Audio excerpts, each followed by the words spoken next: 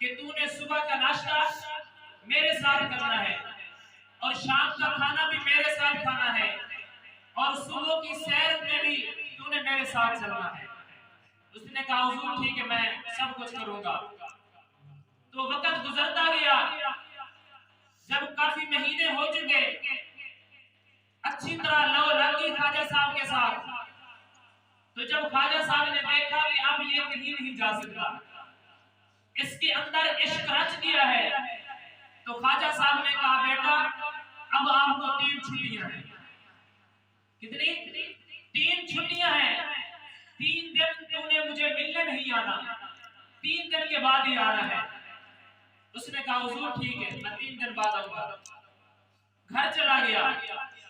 जब एक दिन गुजरा, शाम हो गई, शाम को माँ ने रोटी दी।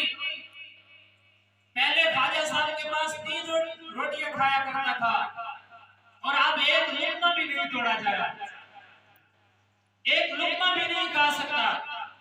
रोटी वापस कर दी। माँ ने पूछा बेटा क्या बात है? कहते हैं अम्मा पता नहीं चलता क्या बात है। और रात हो गई, अंधेरा छा गया, सारी दुनिया के लोग सो गए और वो छत के ऊपर चढ़ गए। जब बच्चा ना सोए तो माँ कैसे सो सकती है? और वो छत के ऊपर घूम रहा है। माँ छत के ऊपर गई, पूछा बेटा क्या माजरा है? आपने रोटी भी नहीं खाई और सो भी नहीं रहे, क्या वजह है? तो कहते हैं अम्मा पता नहीं चल रहा, मेरी की नींद उड़ा के ले गया। तो जब 12 बजे का बाद टाइम हुआ तो थोड़े थोड़े आंसू निकलने शुरू हो गए और जब सुबह सादिक हुई तो धाड़ा मारकर रोने लगा। माँ ने पूछा क्या मसला है? कहता है मुझे बाबा की याद आ रही है, मुझे बाबे की याद आ रही है।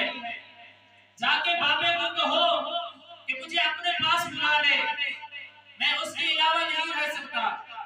और जब सुबह हुई, माँ ने नमाज पढ़ी।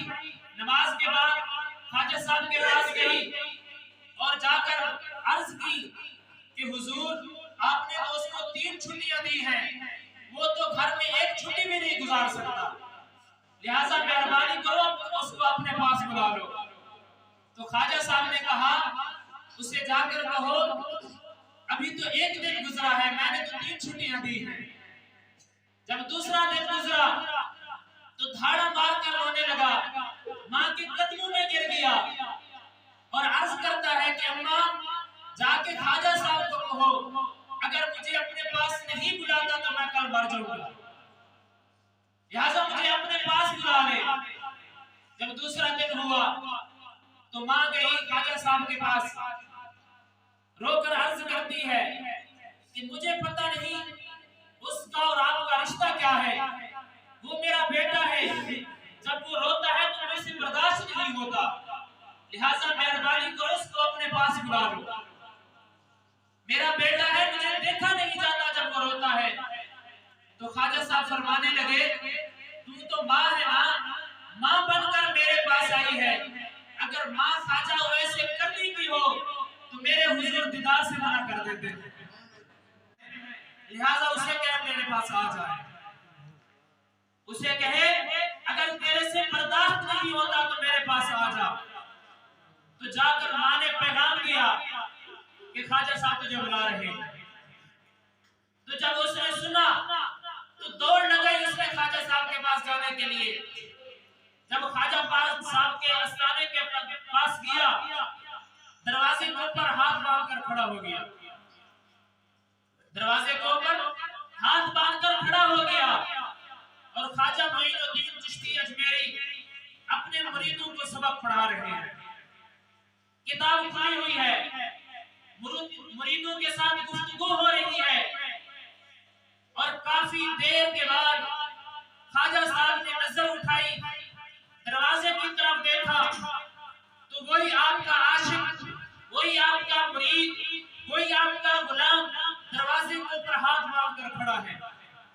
और जब ख्वाजा साहब ने नजर उठाई, बस नजर उठाई ही थी तो वो धाड़े मारकर रोने लगा।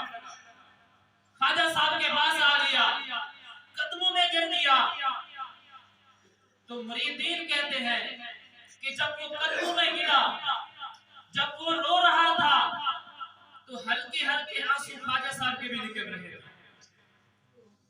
हल्के हल्के आंसू ख्वाजा साहब के भी निकल रहे थे। तो ख्वाजा साहब ने पूछा, रात को सोया नहीं ना? अर्ज करता है हुजूर नहीं सोया। कल रात को रोटी नहीं खाई?